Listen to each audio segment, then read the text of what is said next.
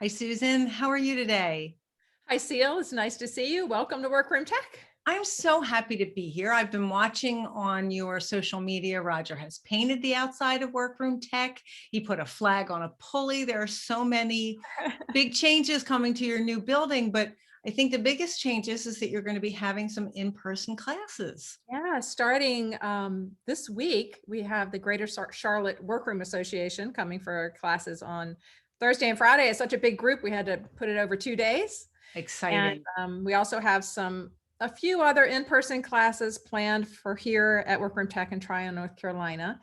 And we also have the Shade Smart workshops, which one of Taking them it is on the road. near where you live, Right. in Malvern, Pennsylvania, which is near Philly. That's on August 28th.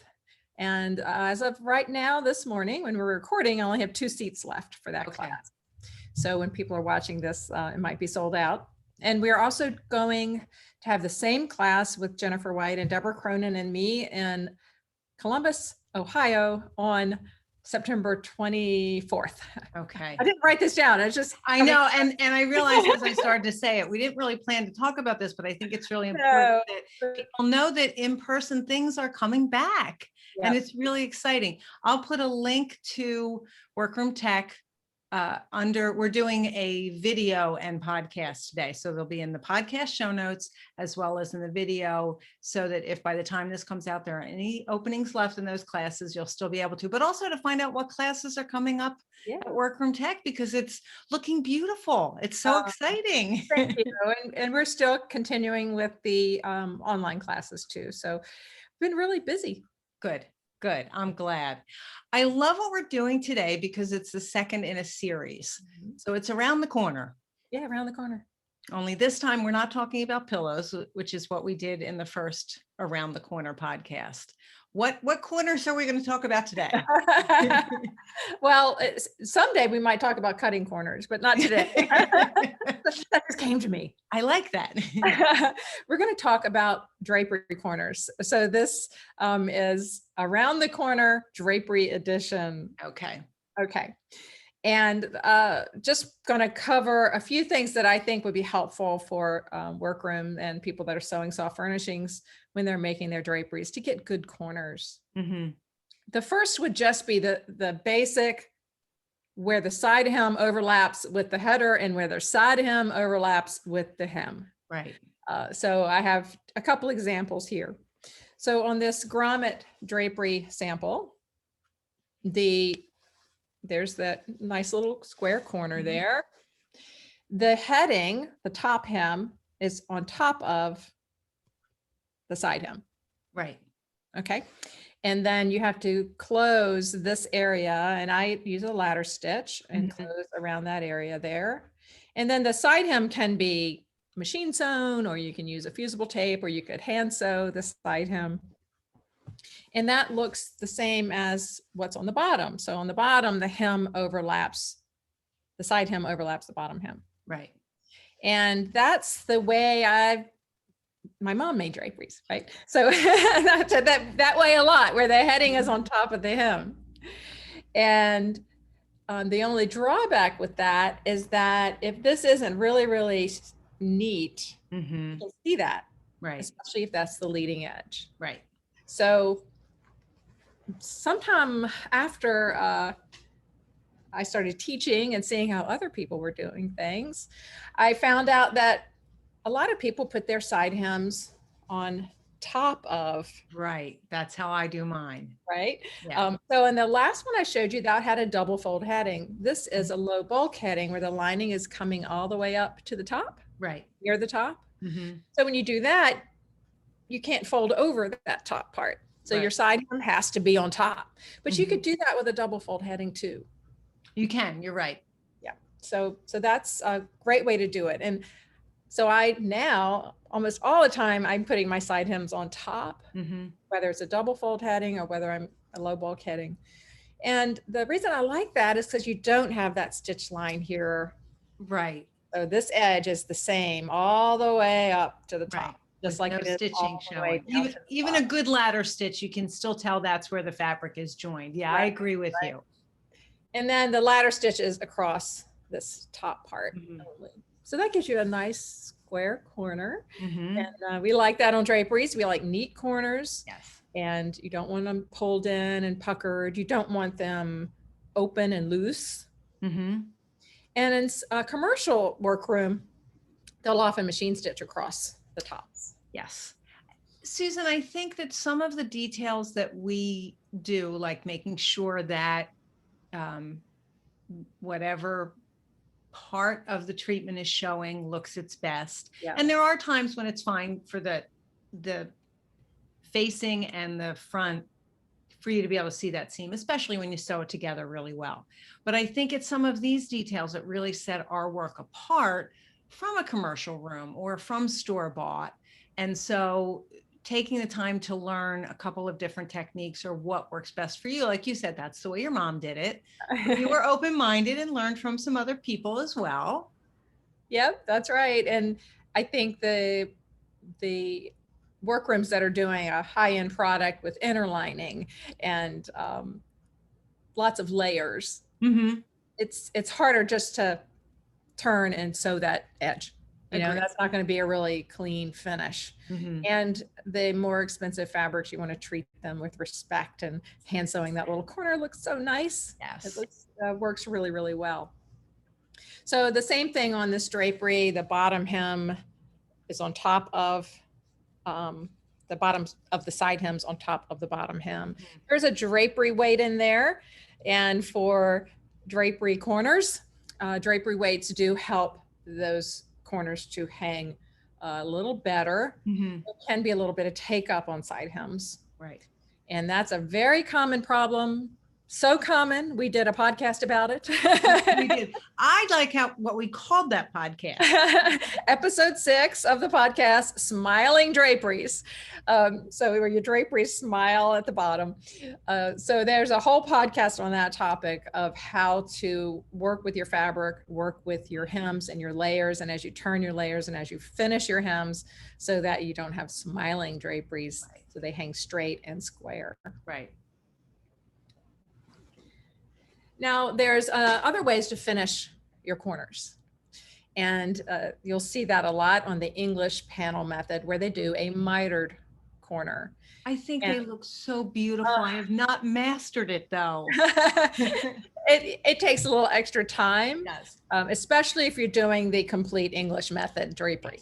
Now, you could certainly take side hem like I just showed you, and at the top and bottom, especially at the bottom, this could be turned to do a mitered corner right here. Mm-hmm. The problem comes when you're adding your drapery weight.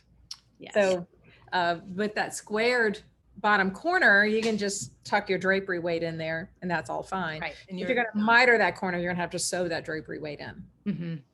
And hold it in place somewhere.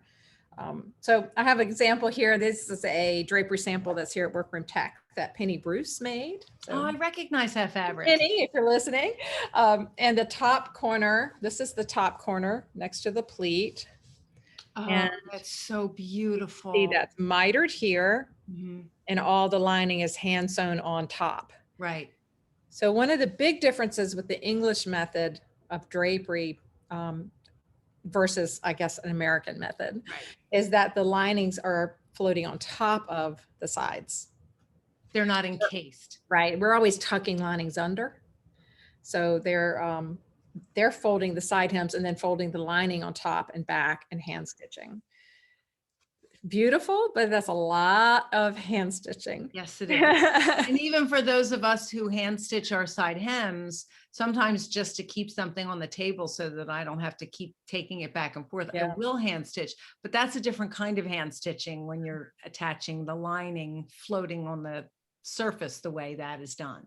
Yeah, and so here's the bottom hem, and that's also mitered, but you'll see, I don't know if you can see on the video or not, the miter is at a different angle. So, you have a wide edge and a narrow edge coming together. So you have this different angle there, but just as beautiful. And then all of this is hand stitched. Right. But this sample does not have free hanging lining. So the lining is stitched all the way around. Penny does that a lot. But she also does the free hanging lining like we do here. Right. And I did a magazine article for how to make an English method panel.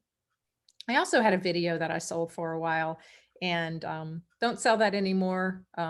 People don't really buy DVDs anymore. No, I know. There's no place to play them now. But maybe in the future, or maybe that'd be a good online class. But the article was in Drapery and Design Professional Magazine, volume 2010, issue 1. Okay, I'll put a link to that in the Panel show methods. notes. And that, if you are a member of the Curtains and Soft Furnishings Resource Library, you have access to all of those magazines. Mhm. So, and that was a pretty good article, I thought. I thought it was a great article. I have a request now and then for people that want to learn English method. I think it's a great thing to know, even if you're not going to be making English method panels all the time, but the skill is really great to learn. I agree with you. I was just about to say that. And I think that sometimes when we understand other methods, it helps us to either refine our own or say, maybe I could be doing this part a little bit differently or a little bit better. So I always think it's great to learn a new method. Yeah. Whether or not you choose to use it every day is another story. For corners, an English method really gives you control over the corners. Mm-hmm. So with double fold side hems and bottom hems meeting together, that's a lot of fabric folding. Yes. So think about that. 1, 2, 3 layers of fabric in your double fold bottom hem, 3 layers of fabric in your double fold side hem, stacked on top of each other with a drapery weight in there. It's really bulky. Mm-hmm. So those mitered corners give you a lot more control about how that right angle ends up creating that corner on the drapery. And plus all the hand sewing, which is so much more forgiving. Right. Yeah. So we love that. We love those methods. Another thing with corners, I think, and we'll spend most of the podcast today talking about banding. I think that's probably the biggest challenge with drapery corners is when you have to start adding trims. Yes. Just adding a fringe on, a hand sewn fringe, or using a fringe glue or a fusible tape. You can just do that after you've made your drapery. So you don't have to worry about the corners so much. Right. Not a big deal. But when you're sewing things in the seam, and it takes up, or what I'd like to talk about today is when you have to go around the corner. Yes. So a banding, right on the leading edge is one thing. A banding that comes down on the leading edge and goes around the corner, that's a whole nother thing. Banding. I'm not talking about inset banding. I'm talking about on the edge. Yep. On the edge, around the corner. Or over the edge is where it takes us sometimes. Right. So I have a couple examples here. The first is just a narrow banding or binding, actually, where you encase the edges. And that would be something that looks like this, right? So just a little 1/2 inch bound edge. And that's a beautiful detail. It's classic. And you can sew with this gorgeous little mitered corner. There it is. Oh yeah, you can see it. And that's a sewing method that quilters use, where you sew, let's say you have a 1/2 inch binding, you sew your binding on and stop a 1/2 inch from the corner, turn it over at a right angle, and then start sewing again. Okay. I can't show that right here. Yeah. Right now. Maybe I can unpin this and show you. But I do have step-by-step. And if you go back onto the podcast and look at episode 16 on fabric banding. Right. We talked about fabric banding, right? Yeah, so we talked about this there as well. But yeah, I think I unpinned this. Oh yeah. So you can see that you sew to a point and stop, and then you flip it over, and then you sew to a point and stop there. So you have this little, you're turning it like that to sew, and then you're turning it like that and sewing. And then when it all comes back around, you end up with the little mitered corner there. Perfect. So that's a beautiful way to finish. Yeah. The problem is on a drapery, if I was to do this and have a face fabric and then inner lining for using it and then lining and encased it all the way around, what happens if the fabric stretches or grows, Yeah. or the lining does? Is this little small piece, something like this is fine, but something that's hanging at a window, gravity is going to take over. Right. So what does the fabric do when it gets down to the bottom where it's all encased? So you really want to think about methods where you can have free hanging lining. Yeah. So instead of binding around all the edges, then you want to come up with some methods where you can have the bound edges, but you also can have Oh, that looks great, a Susan. line back. Right. So this one is still pinned together, so I can sort of unpin it and show you what's happening in there. But this does have a bottom hem where the lining can come over. And to do this, your lining has to be shorter than what your banding is. Right. So I had a 1/2 inch binding here, and my lining is, I'll turn it up the correct orientation there. Okay. The lining is 1 inch from the bottom. So I could sew this all the way around and not catch the lining. So if I had a bigger binding, I would raise the lining up a little bit more. Gotcha. And the corner is sewn the same way. So that means you have to add your side hem before you sew your binding on. Yes. So it's just a matter of layers. It's a your face fabric with your hem face down. Right. And you don't even have to do a double fold hem. You can have the cut edge and then just cut a strip of fabric 8 inches and fold it in half and layer that cut edge. Oh, that's a great idea. So in fact, that's how this is done. This isn't a doubled. Okay. The fabric wasn't doubled over. Right. And it could be a different color if you wanted it to. What's on the back. Right.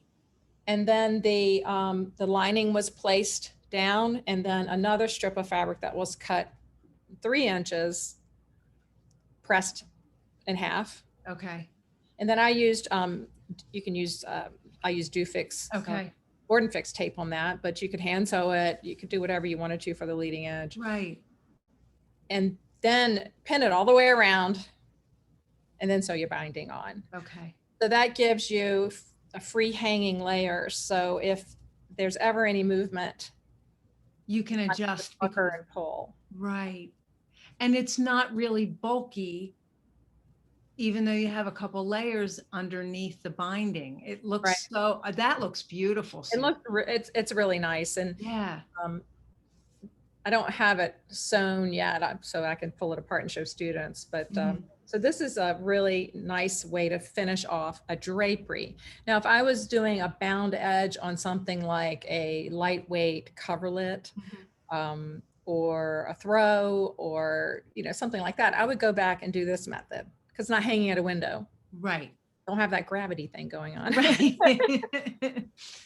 And Susan, I think that was one of the questions I didn't really understand when I first started making custom draperies. Is I'm reasonably sure that the first 1 or 2 pairs of draperies that I made for myself, so they're not in anybody's home, I tucked the lining into the hem. Yeah. And the face fabric over it until I found out that yes, they can grow at different levels, and it just does not look pretty after a little while. So yeah. Now, if you are doing an English method panel and you're interlocking all the layers together, that does help prevent that movement. Right.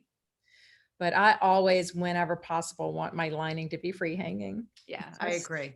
Even if it's, let's say it's a bed drapery and it Okay. has fabric on the inside and not lining, I'll still have separate layers. Mhm. And this would be a very popular look. I'm pointing at it like you can see it. Yeah.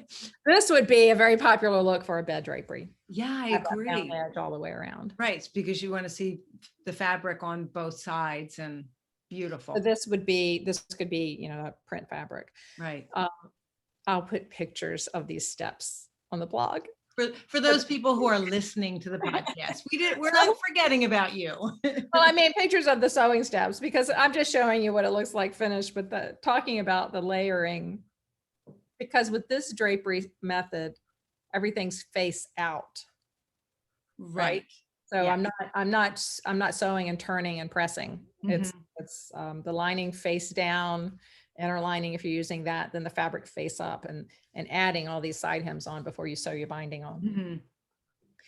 Mhm. Another way to add banding and to get perfect corners on draperies, if you're doing a wide banding. Now I'll show you a narrow banding, and Right. this could also be a bias banding. So I cut this on the straight because it was a solid color. Okay. But often the designers I work with will want to use a little gingham stripe, or a little gingham check, or a little Right. ticking stripe, and they want that on the On the bias. bias, and it looks beautiful. It looks beautiful, but a wide bias isn't going to be as cooperative as a nice little small bias. Right. So if you can cut on the straight and you can do a larger size banding. So this is an example of a drapery with a wide banding, Okay. and that comes around to the back. All right. So I noticed you did something a little bit different here. Okay, what do you see different? It's not mitered. That's right. Yeah. Good job. So I'm going to bring that a little closer for people to see. So that is a straight join. Susan, I think that's great that you showed two different methods, because neither one is right and neither one is wrong. It's what's the best method for this particular project. And sometimes the fabric will give you a clue as to what would look best. Right. If you were doing something that had a strong vertical weave, for example, this straight join might look better than a miter join. Right. This is also easier to do, so Yeah, it goes a it little bit is. faster. And you know, it doesn't bother me to see that. No, I straight. agree. I think it still looks beautiful. So when you're doing this method, you're sewing on the bottom hem first. So the bottom hem is also the green fabric, and you need to allow double what your banding is plus your bottom hem.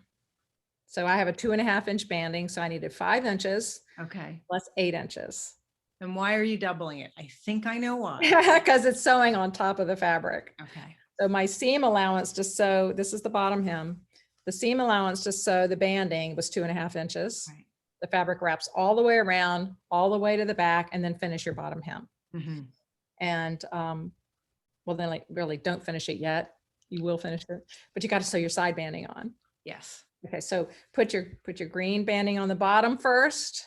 Okay. Press that down, then sew your leading edge all the way down, and that'll go all the way down Right to that over the bottom banding, 8 banding. inches. Right. Press that out, and then you can just put your drapery together as you normally would. So then you would turn in your bottom hem and finish it. Add your side hems. Your side banding is going to be cut double what your banding is plus your side hem allowance. Right. So if you're doing a usual 3 inch allowance on your side hem, you'd be cutting the side pieces for this example 8 inches. Okay. So it's a matter of sewing the bottom hem on first, pressing that banding down, sewing all of that all the way down, and then you just turn it and finish it. Keep going. Like you normally would. I like that. I love the color of that green on that print. That looks beautiful. Yeah, the only thing you need to watch out for is if you're doing a solid color underneath a white fabric. You might not want to do a doubled hem, because my hem is actually a 4 inch doubled hem. So it comes past the banding size, which is 2.5. Right. So it didn't show through, but if you had a fabric where that solid fabric would show through, you'd want to stop your hem right underneath the banding. And that's another example of analyzing, well, I usually do an 8 inch double hem, but this is not a usual circumstance. And they aren't always things I think about ahead of time. I'll be all set to turn the hem. I'll go, oh, wait, this isn't going to work the way I normally do. Not that I don't, I do a lot of fabricating in my head before I get started. But I don't always think of every single step, but that's a really important one. You wouldn't want that fabric showing through from the front. Yeah, what I love about this is how neat it is on the back. Yes, it's so pretty. That's what you see from this, well, the side hems, what you see from the street. Right. And I mean, that's just really nice and clean. Now, a lot of times on a custom product, you might now add a trim on top of that banding, inset from the edge. That would be cool. Beautiful. Or maybe even, you know, a micro cord could be sewn in there, but that's a whole nother That's a whole other podcast. But Susan, I want to point out too, you have samples for your classes so that you can show people how to do things. These are great things for workrooms to have to show their clients, whether they're retail or wholesale, to give them ideas and show them what they can do. Yeah. And And so if you have a sample with that banding on it, who isn't going to want that? right in a small sample like this, I mean, this is a little remnant from a job. Mm-hmm. You know, that is a sales sample right there, where you can Right. show the customer how that's going to look, and they'll really understand it, what they're going to get. Exactly. So I like that one. Practice on a sample, have it all ready. Okay, eagle eye. What's different on this one? It's mitered. All right. And the face fabric is a stripe, which is always a challenge. Oh, Wait a minute. That was mitered in the front, but not on the back. it's not on the back. Okay. So that's the same thing, a 2.5 inch banding. Okay. It's wrapping from the front to the back. And it's free hanging layers. Okay. So there's the bottom hem there. Okay. So with this, it's similar to what I just showed you, where you would sew the bottom hem piece on first Mm-hmm. and press that down. Okay. And then sew the side hem piece, but you have to make sure your side hem piece goes way all the way down to the bottom of that hem piece. And then folding under your 45-degree angle for the banding. I like to put a little bit of fabric glue under that edge. Okay. And then you're going to go sew that. Okay. And then trim away all the bulk. And then you can continue turning in your bottom hem, finishing that, folding over your side hem. So the mitered corner really is only on the front. Right. And that looks beautiful. I think that looks a lot better than if I had encased all of this and tried to get that all straight. And it gives you a lot more flexibility with finishing your side hems too. Right. Whatever method you want to use. Right. But I would not recommend a blind hemmer if your banding is on front of your side hem. Okay. You're going to have that. You're going to see the dimples. The dimples all the way down. So a hand sewing or using a iron-on tape or a fusible would be a better choice. Okay. I did take pictures of the sewing steps for this. Okay. So I'll either, I don't know if I have time to get them on the blog before this airs, but I'll do my best. Okay. A few pictures, but this will definitely be a magazine article for Drapery and Design Digital Digest sometime. That'll be a great article. Thank you. Oh, you're welcome. And I already have the pictures. It's just a matter of sitting down and writing out all those steps, which take time. It does. And I have to say, I am so grateful when people provide me with these step-by-step articles, because it's so helpful when you're trying to learn a new technique. And whether you're a visual learner and you like to watch someone on YouTube or in online classes or anything else, but having the step-by-step is also so important, because you can stop and look at it each and every time. So that would be great. I would love to see that. And it's helpful for me too, because I have to go reference them again. Right. Because you don't get these things every day. No. You'll forget. Yes. We promise you will forget. And even when you're making, and it's a great idea to make a small sample first, because getting the layering right. The mechanics of it, I think, it's important to do a sample first. Yeah. I've really learned that one the hard way, Susan. I've always been the kind of person who wants to get in and get it done. And I felt like it was a waste of time to make samples or to try things first. And often it was the best use of my time, because it meant I didn't make a mistake on the finished product. Yeah, that's great. From Ceil, samples first. Another thing I like about this method with the mitered corner on the front and then the regular side on the back, you can put that drapery weight still goes in there. You're not doing anything any different on that part. Right. So that's good. So I have one more. I don't know. Okay. I'm not watching the time, so who knows? We have a few more minutes. We're good. So another one is when you're sewing ruffles down the leading edge and across the bottom, and you want it to end up square and straight around the corner. Right. If you're just putting let's say a brush trim or ruffles on the leading edge only, usually for that, I'll just put my bottom hems in the drapery, sew that on, sew a facing piece on for the side hem, Okay. and then turn and press and continue sewing the drapery. But when you have to go around the bottom, you have to think about it. Yes, you do. So I did an article about this a long time ago. Let me look at my notes. It was in 2007. Okay, and that was CHF magazine at the time. CHF magazine, Custom Home Furnishings magazine, and my last name was different. So if you're looking for me, I will put a link to that too. Ceil, could you go back to all the old magazines and change my name? Sure, I've got nothing better to do. I'll do that. No, you wrote too many articles. I can't do that. So anyway, but I actually, to make the sample for this podcast today, I actually had to go reference that because I couldn't remember how to layer it. So, right. So here's the example of the sample. And it's the same thing. So there's a ruffle that goes all the way around the corner. Okay. And you'll notice that it is rounded. With gathered ruffles or pleated ruffles, you can't have a sharp corner. Right. But it's perfectly fine. Mm-hmm. And then again, I want a free hanging lining. So I'm not just going to pillowcase it like making a pillow. Right. So I have to have side hems and bottom hems. So there's the oh, nice. side hem and bottom hem. Okay. On that.